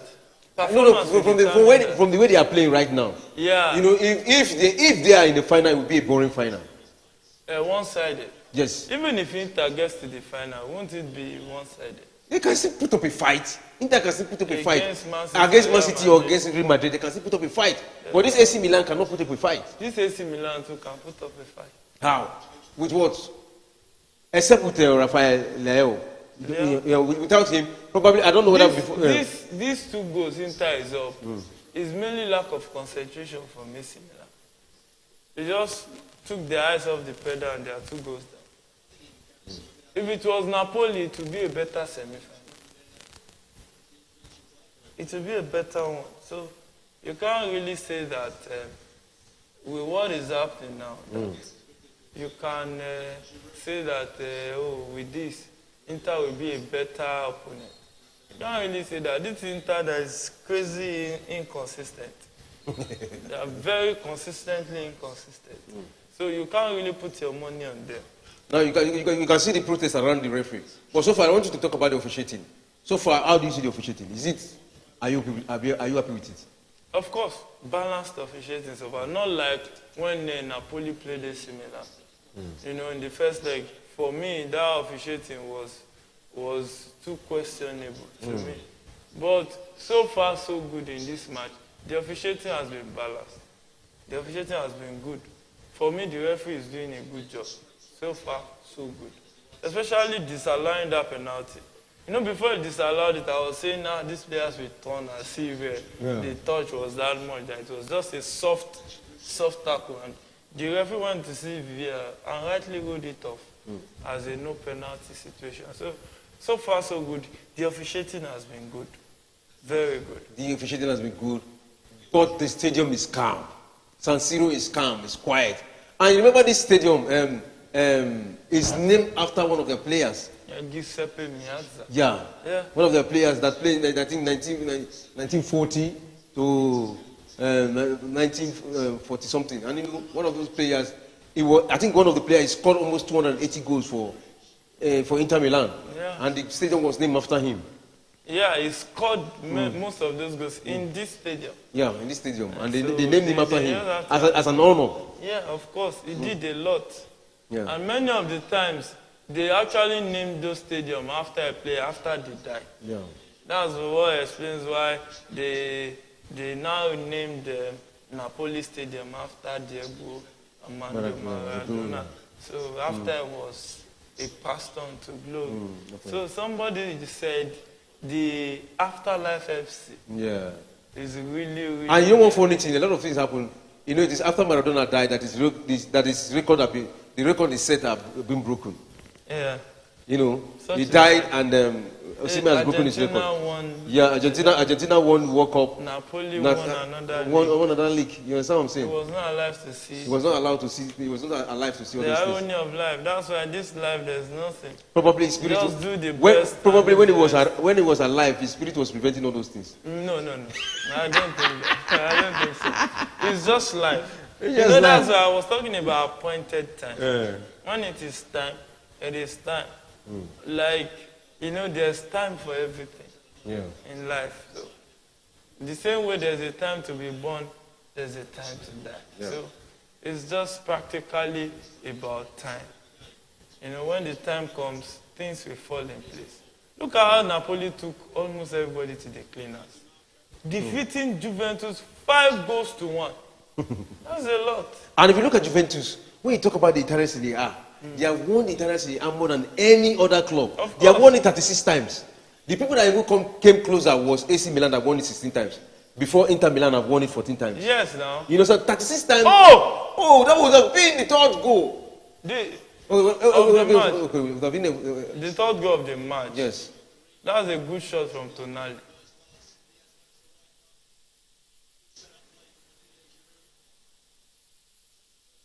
Oh! Oh, he hit the woodwork. Wow. There was too much placement on the ball. The goalkeeper wouldn't have seen that ball.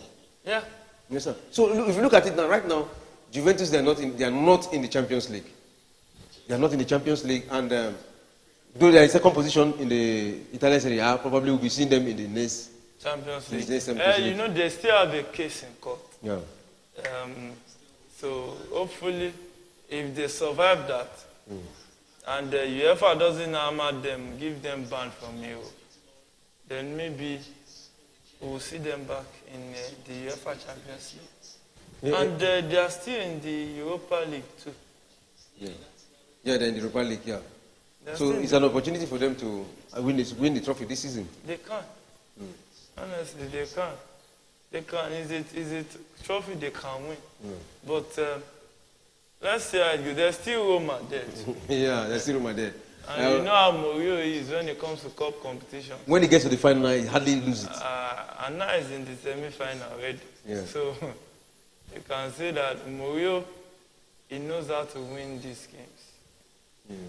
Talking about the trophy, now we are getting close to the end of the season, both in all competition. Yes. Now, the possibility of a treble for Manchester City, are you still seeing the possibility? Very, very possible.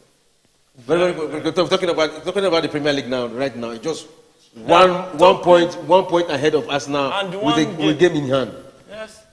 And if you look at all the teams Man City want to play, you can't bet against them not winning. Is it Chelsea that has been a shadow of themselves this season? But Chelsea just woke up and they won their last match, You can't say 3-1. winning one game is waking up. You need to win like 4 or 5 games consistently before you say a team has woken up. Another team again is Everton. Everton has woken up too. Everton, And you know these are deadly. those teams These are will wounded go- lions. They will go down Wounded to the wounded sword. lions who want to survive Not the relegation. same Everton that Newcastle dealt with at home 5-1 or 4-1 or thereabout. So which other Everton? Newcastle will tear them apart. Man City will tear them apart. The only thing I can say can just give them tough time is Brighton. And even if they Brentford. lose, What about Brentford? Brentford too, yes. Brentford won first leg, but you know it's a revenge mission for Man City. That will make it more difficult for Brentford because they won't play them as an underdog. They'll play them like a team that defeated them from the first leg. So that's more consciousness for Man City. Without their standing, they are leading with 1 point. Last season, they won the league with 1 point. So 1 point is enough for Man City. Talk less of winning that standing and making it 4 with 3 or 4 games to go. That's a Sokro Taylor situation. It has gone. It has gone.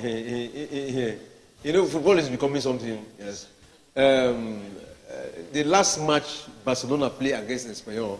Yeah. You know, I come to understand that the Espanyol, the Barcelona, the Barcelona fans refuse Espanyol team coming in with their jersey or coming in with anything that has to do with Espanyol. Now, Barcelona is going back to the home of Espanyol to play this weekend. You understand? Now, Espanyol have announced also say Barcelona, they're not going to come in with any of their jersey or come in with anything that has to do with Barcelona. So what is football turning into? Is it allowed? Huh? They allowed it for Barca. What is good for the goose is good for the ganja. It's good for the ganja. So when you do that for a team, they're expecting that they can do the same thing to you. Yeah, it happens like that. So you have done your own. You know, like the PG people say, I'll do my own back. I'll go do my own.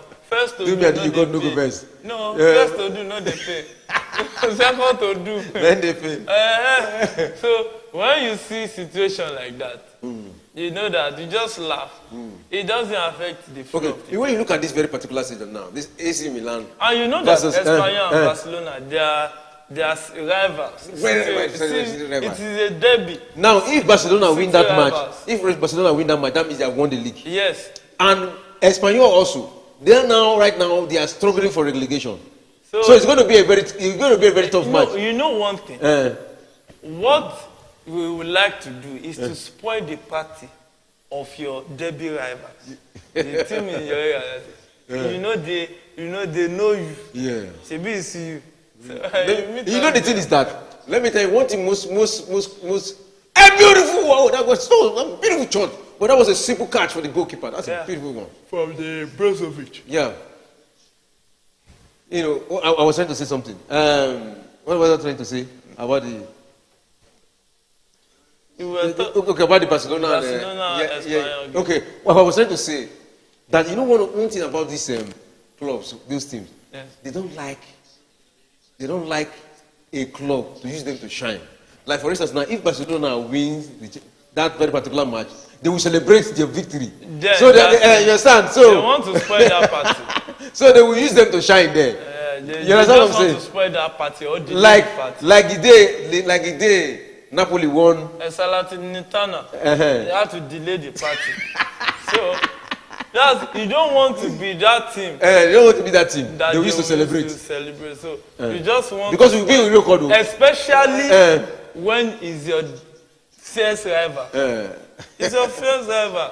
So in the same city, Espanyol is in Barcelona. It's in Catalonia. It's in Catalonia. So you expect a very tough game for Barcelona. So, but that doesn't mean they can't go home with the 3 points. But back to back, if you look at their head-to-head, it is always difficult for Barcelona to win them. Even when Barcelona was on form, when they were in form, it was very difficult. Most times, it's very difficult to beat them. That's why it is a derby. Look at that shot. It was just so easy for the goalkeeper to catch. It was a straight shot. So he played it with his weaker foot. It was a straight so you can see Lukaku, Zeko going out, and Lukaku coming in for Zeko. At the 70th minute. At the 70th minute. So you have 20 minutes to play. Yeah. That was a good one for Zeko. He scored the first goal, the opener. And Stefan De Vrij is good. Yeah, for Stefan De Vrij. Yeah. 2 substitutions, and that's a good one for Simeone Inzaghi. Like for like. Yeah, like for like. Striker, just for them to rest. Yes, maybe the coach noticed that they are getting tired already. So there's no tactical change there. Just replacement. Yeah. Just like for like. Replacement. But so far, the game has been balanced. It's a derby. The only thing that just hampered the tempo of this game is those 2 early goals. Yeah. Those goals were too early. So they were too early. It affected the flow and the direction of the game. Within 5 minutes, 2 goals were scored? Within 10 minutes, 2 goals. And I think 11 minutes, all in all, 2 goals. And since then, Inter just slowed down. One more, when you are away from home and you scored 2 goals in the first half. Yeah. You just want to run down the clock and just, win the game. So it's a good game so far for Inter Milan, but not so good for AC Milan. Yeah. Not so good for AC Milan. And let's quickly look at it. AC Milan, Inter Milan, with the way they are playing, are they Champions League? Are they good to be in the Champions League final? Because right now, as it shows, as it appears, they are the one that will go to the final because I don't see AC Milan doing anything. I don't see them doing anything. In the second leg, I don't see them doing anything too. Yeah, either they are good enough or not. There are the two teams playing in the semi-final. And, you know, it's the teams you see in the semi-final, you see in the final. Wow. It was just so this thing that the kind of fixture between Man City and Bayern should have been in the semi-final of the Champions League. Yeah. You know, those kind of fixtures. So it was just funny that was a quarter-final fixture. You know, when you look at those pairings, you know that what really helped these Italian teams is that they enjoyed the good leg of the draw. So, and when you have it like that, you just have to savor the moment and enjoy it. Sometimes, if you can avoid the best to be the best. Yeah. So that's like what is playing out here.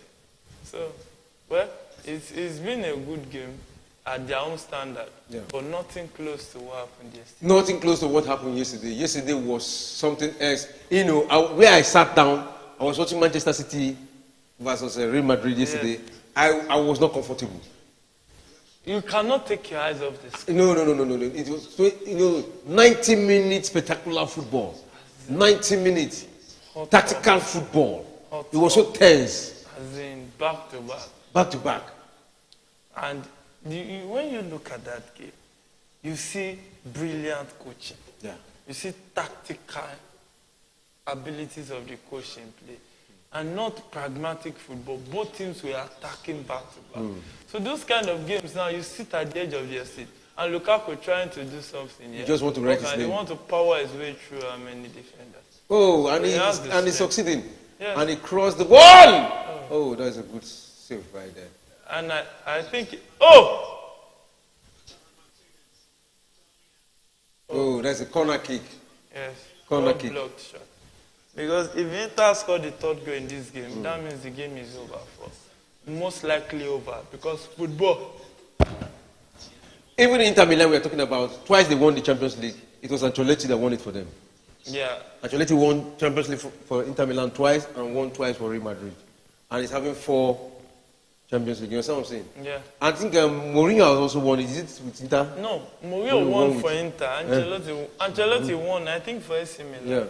I think, but Mourinho won one for Inter Milan. Yeah. Yes. One for Inter and one for. I think. He didn't win Porto. For Porto, okay. He didn't win with Chelsea. He didn't win with Chelsea. But it was the Premier League he won. For Real Madrid. He won Premier League. Yes, he won Premier League. The two teams he won the Champions League with are Porto and Inter Milan. Yeah. I think that is a good one. And probably we'll be seeing Mourinho. If Mourinho is able to win the Europa, we'll be seeing him in the Champions League. Champions League back. Because it's nowhere in the top 4. But there are news going on, like it seems PSG is interested in bringing Mourinho. Yes. PSG. Yeah, you know they want to win the Champions League. They want to win the Champions League. So it's like Mourinho tactics is fading out when it comes to modern day football. His tactics cannot withstand it. You can't really say and that is why you see Guardiola, going for, because Guardiola every time he renew his modern tactics and employ. You can't say it's fading out. Yeah. Which team is Mourinho coaching? What is their financial strength? Roma. With what? But they have good players. This Edin Dzeko played under Mourinho in Roma, but it's not there right now. He's not there. Yeah. No, he didn't play under Mourinho. Dzeko. Yes. He didn't play under Mourinho. He didn't play under Mourinho. I think he played with Mourinho. He left before Mourinho came. The season Mourinho came, he left. That's why Mourinho had to bring in Tammy Abraham. Tammy Abraham, okay. Yes. He was not there. And when you look at the team, Tammy Abraham is just growing.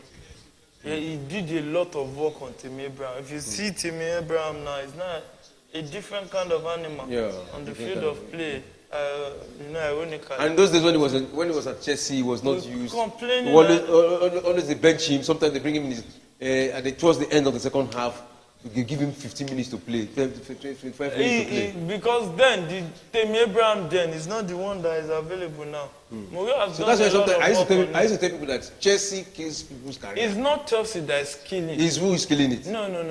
You don't say like that because it is the performance level. Roma is not Chelsea. Roma will give you playing time if you are not doing well. Chelsea don't have that time because Chelsea want to win. If you want to win, you don't have time to tolerate mediocrity. Look at why did Man City? Yeah. Why did Man City sell Iheanacho? Sell some other guys? You need people that will give you the numbers you want. You are not giving it. Chelsea, like people keep complaining about the time De Bruyne was at Chelsea, Mo Salah. They were not playing the way they were playing now. You can't expect you to have Hazard and you're playing a Kevin De Bruyne that is not performing up to par. It doesn't work that way. So you have to be realistic with your analysis because Chelsea is a team that wants to win, season in, season out. In a team like that, you don't want to give any player time. You don't go and spend 100 million to go and bring a player that want to grow into the team. You spend that much money to bring an established player. Is Haaland growing in Man City? Was it not just this not the first season? Has he not scored over 50 goals? He has scored. So that's why you spend money like that.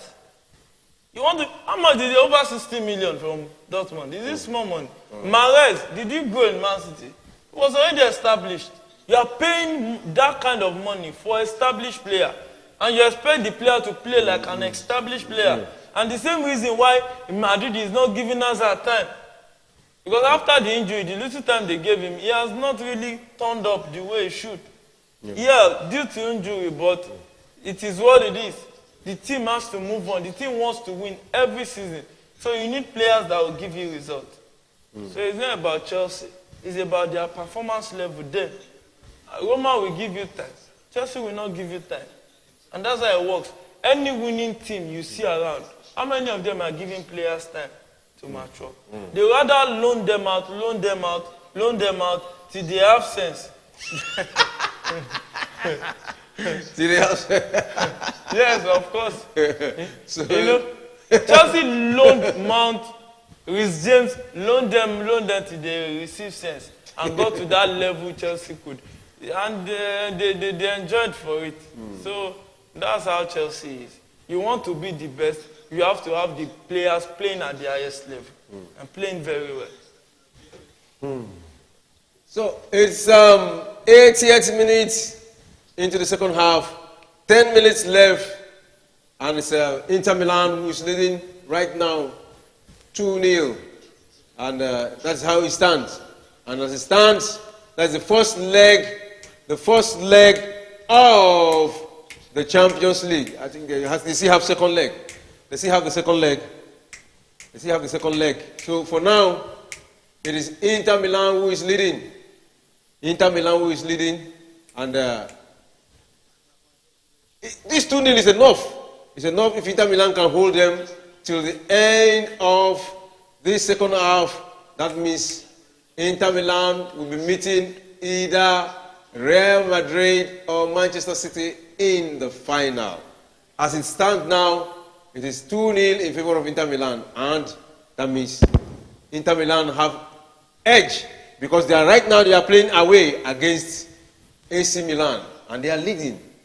This is the home of AC Milan. I expected AC Milan to do something, probably win this match or have a draw. But 2-0 down is not a good result for AC Milan. Yeah, you know, they are missing some of their... A beautiful chance! But that was an easy one. That was a deflected shot. And it was an easy catch for Onana. You know, Pioli is really worried at the 81st minute of the game. They really want to get one goal back. If they can score one goal here, they are back in the tie. Yeah. So that's very key for this game. So, if they can get a goal back, it will be really good for them, honestly. And it will be more exciting game in the second leg for us to watch. But you can't really say it's over too.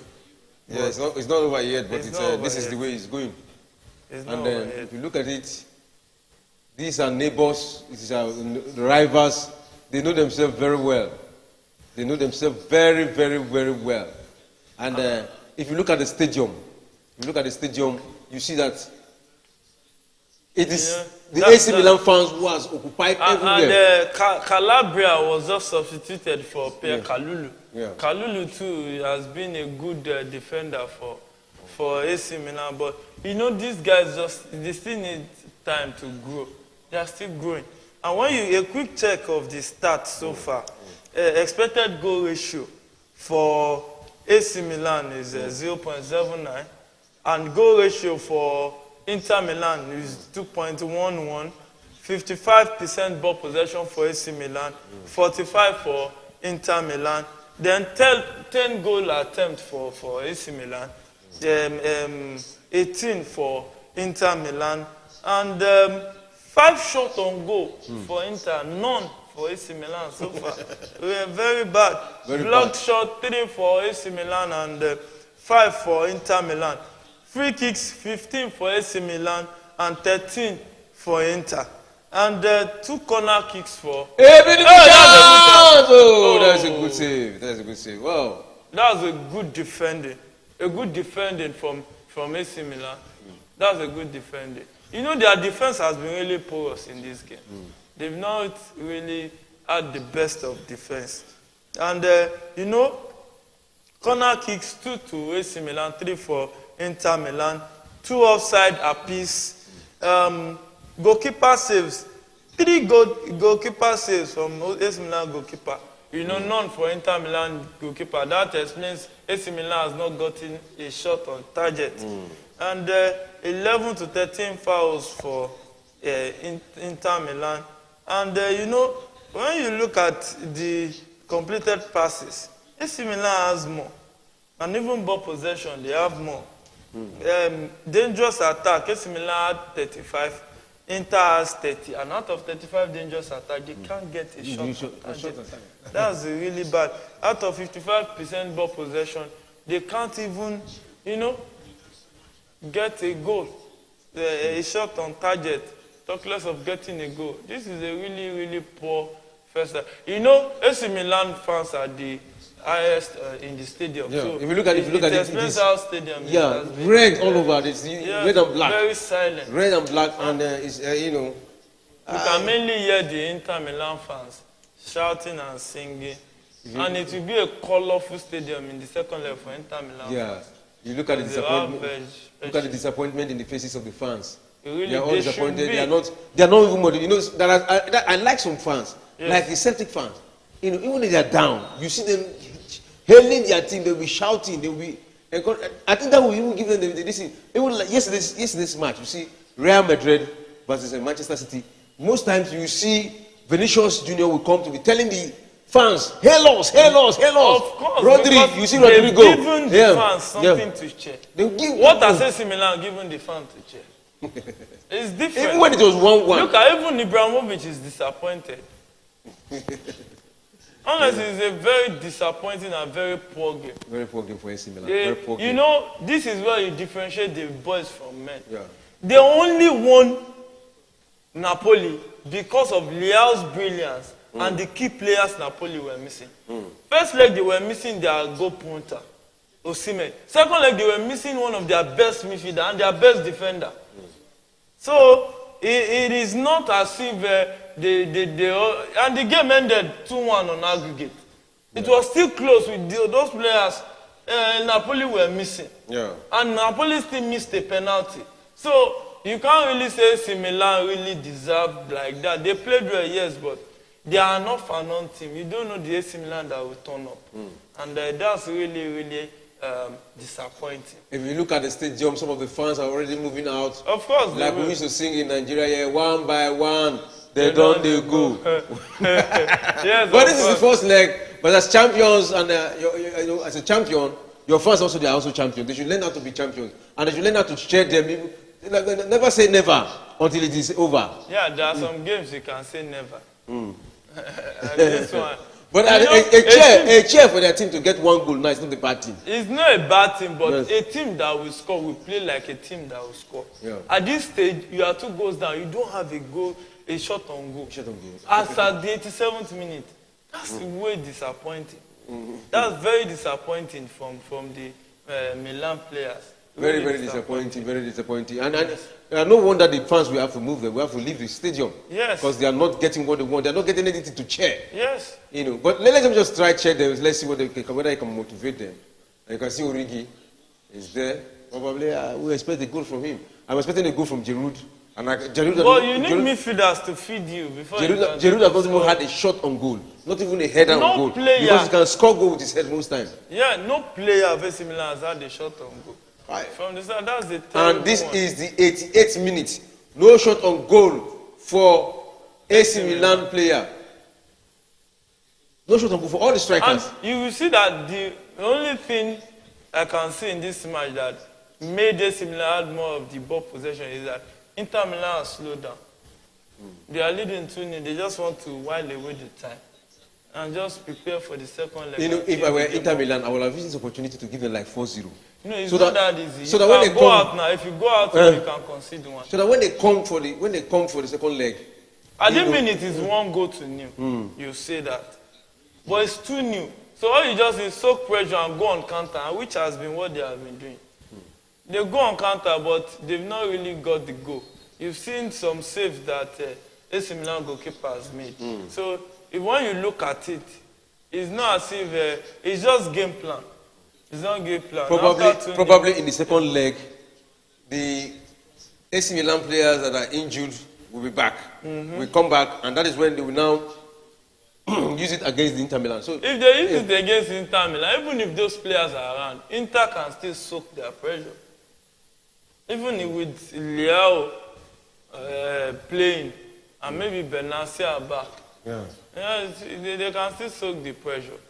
Who says Inter Milan cannot defeat AC Milan again? Even with the presence of their best player. Many times their best players has been there and they've been off form. They played very terribly. Very terribly. So it's just one of those things.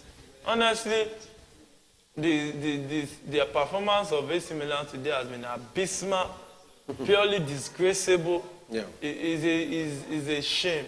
Pure shame. It's a shame. In the semi-final stage. It's a shame. There's no bite.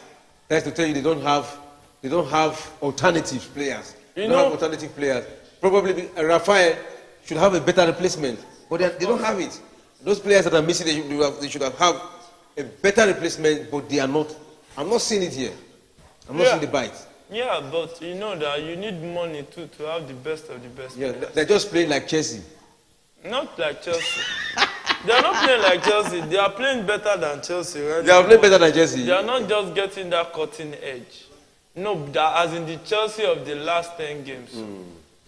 They are not just getting, because Chelsea defeated the AC Milan in the group stage. And defeated them, I think, home and away or thereabouts. So it's not really bad for Chelsea that. But since bringing in Lukaku, have you seen any impact he made in this? Of course, he has been pushing the attack. Look at him. You see, his hold-up plays is good. Oh, there's a good tackle there. Yeah. That's a good one. And it's the 90 minutes already. In the 91st minute. Yeah, 90 minutes, regulation time over, and additional time 4 minutes. The referee added 4 minutes, and any moment from now, the match will come to an end. It is Inter Milan who is flying. Inter Milan leading 2-0. It's a very good result for Inter Milan and a very bad one for AC Milan, who is at home. Of course. I see the sweet song. It depends on.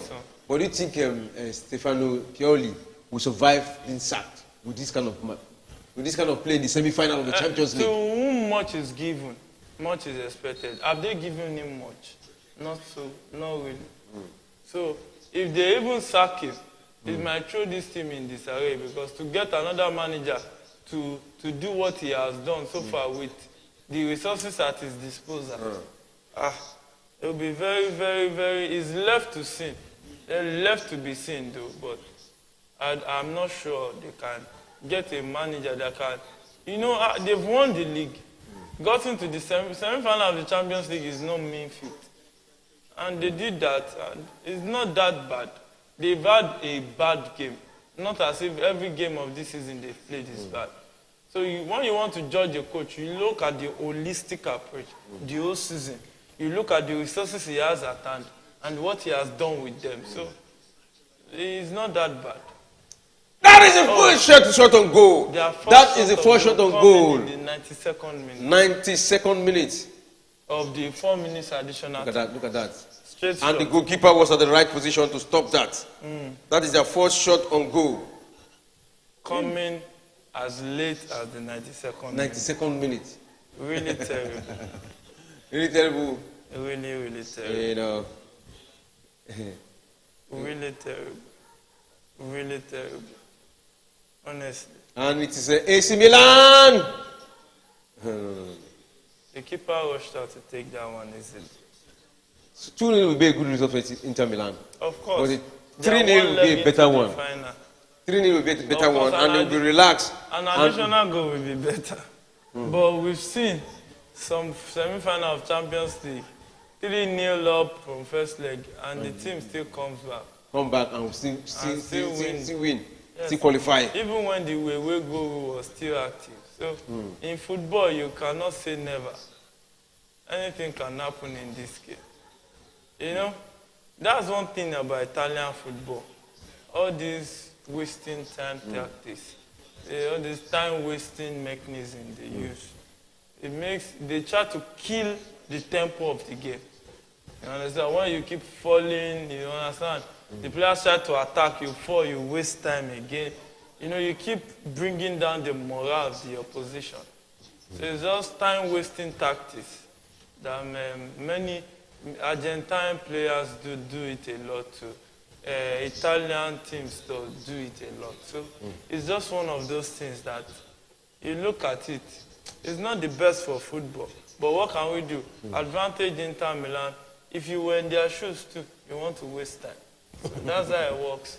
And football at the end of the day has been fair. The better team, the team that wanted it the more, are leading 2-0. Because AC Milan today has been a shadow of themselves. AC Milan are really being a shadow of themselves, and that is what we are seeing right here.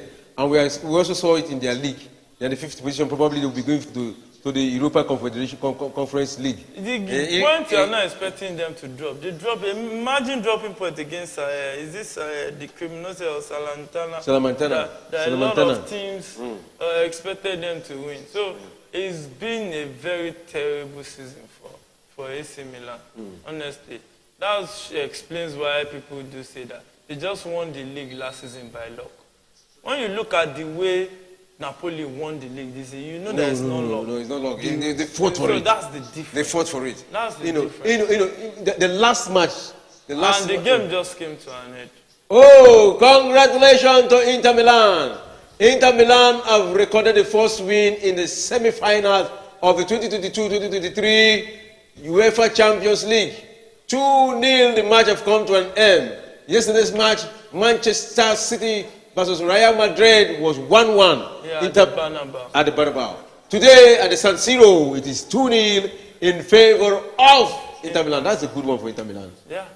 You see, football can be very funny. We're talking about maybe a 2.5 will happen. Who would have thought that the last goal of the game would have come as early as 11th minute? After scoring two goals within that the lock shop, and there was no more goal, a lot of people will be saying, 2.5 will come. That's the game plan. Personally, I was thinking 2.5 will come in this game, but it ended 1.5. 1.5, and those who took the Inter Milan straight win will be getting 2.23 odds. Addition to the game. And if you look at even the 1.5, it is 1.50 odds. Good. For 1.5, it is 1.50 odd. It's a very big odd. You know. And you can see the celebrating. Inter Milan fans trying to go and greet. The Inter Milan players trying to go and greet their fans. Yes. And what better way to end the first leg of the semi-final appearance of the UEFA Champions League? So right now, what is your expectation? What are you expecting in the second leg of this very encounter? I expect AC Milan to push forward. Hopefully, if they are lucky enough, if their players that missed this ones are back, they push in the second leg, try to do better, try to attack more. Maybe they can get early goal and come back into the game. Luckily for them, the away goal don't count anymore. So you can easily try to come back into the game. And maybe you can be lucky on the day. And before you know it, maybe you can get back into the game. It's possible. Very, very possible. All right. What will you advise Inter Milan team to do in the second leg? Just to run down the clock, absorb the pressure, it on counter, find a goal, and secure it. So how will you compare this? How will you compare this 2022-2023 season of the Champions League with other Champions League? This, for me, this has not been the best of the Champions League, but it has been worth it too. It has been a good Champions League season, but not the best. You know, Champions League season where you see the semi-final appearing, you see the battles. This semi-final, second semi-final, is nothing compared to what happened yesterday. And that's a clear indication that people that are predicting that the winner of the Champions League is between Man City or Real Madrid are not actually wrong. If you pick one team, the way they played last night, and face any of these teams that played today, they'll be losing. And losing scandalous. So that's what... So we'll be expecting to watch the final of the Champions League at the Etihad. That is the second leg. That is the final before final. Yeah. At the Etihad, we'll be watching the final before final because a lot of the prediction, anybody who wins, anybody who wins, like this is just the tomorrow match, the Europa League tomorrow. We're having Juventus versus Sevilla. Roma, Leverkusen. Roma versus Leverkusen and the Confederation Cup and the Conference League also there tomorrow. So we'll be here live tomorrow to cover those matches, right? Conference League. Conference League, yeah. We'll be here live to cover the matches, the Europa League and the Conference League. We'll be here to cover it live. So remember to stay with us. But as we were saying, we are comparing to this Champions League with other Champions League. You see, apart from the match between Manchester City and Real Madrid, today didn't really live up to its billing as a semi-final. Look at last season. Check it out. Look at the final. Look at the semi-final. Look at the surprises. So you can't underestimate what Champions League can bring. But this season, for me, it has not been one of my favorite Champions League seasons, but it has been good. Not taking any. So can you just tell me one of your favorite Champions League that you love so much? Of course, I'm a Chelsea fan. I would love the 2012. Where you want? Then apart from there's this other one. I can't remember the year. That was one Real Madrid won against Barcelona in the finals. That was that match was Barcelona. The one I would say I love so much is Liverpool AC Milan. The AC Milan ran 3-0 up. AC Milan 2007. Yeah. That's the last 2007. That was the last one AC Milan won. Yeah. AC Milan didn't win. The one before, not 2007, I think 2003 or 2005 or thereabout. AC Milan ran 3-0 up. Liverpool equalized 3-3, and Liverpool won on penalty shootout. Wow. Yeah. That was one of the best Champions League I've seen. There is a miracle of '99. Bayern Munich, Manchester United. We've seen great Champions League matches. So I don't see this season's Champions League being top. So, all right. I want to use Mr. Yemi. Thank you for coming to the studio. Thank you for having me. Thank you for coming to the studio. We really enjoy you. Anytime you're around, we are covered because we get a lot of mysteries of football from you. You tell us that it's the histories, the mysteries, and everything. You analyze it, you break it, you dissect it, you expatiate it for us. Yeah. And anybody who is watching Premier Sport Fan Center, you can never miss. You can never lose. You don't have anything to lose. You will always get information from us here. And that is how far we can go for today. That's how far we can go for today. Don't forget to join us tomorrow as we cover the Europa League tomorrow. And they should not forget to subscribe. Don't forget to subscribe. Don't forget to subscribe. Premier Sports Fans Center. Sports with S, Fans with S, and Center. Center with E-R. E-R. then you will get Premier Sports Fan Center. You will see our logo. Subscribe. When you subscribe, anytime we are on, you will always get alert. For now, you will get a notification. A notification. Thank you. You get a notification, not alert. Alert now, money now. Yes, it's money. That explains you like money. I like money now. I expect a lot. But who don't like money? Who don't like better too? All right. That's how far we can go for today. For now, it is bye from us. See you tomorrow.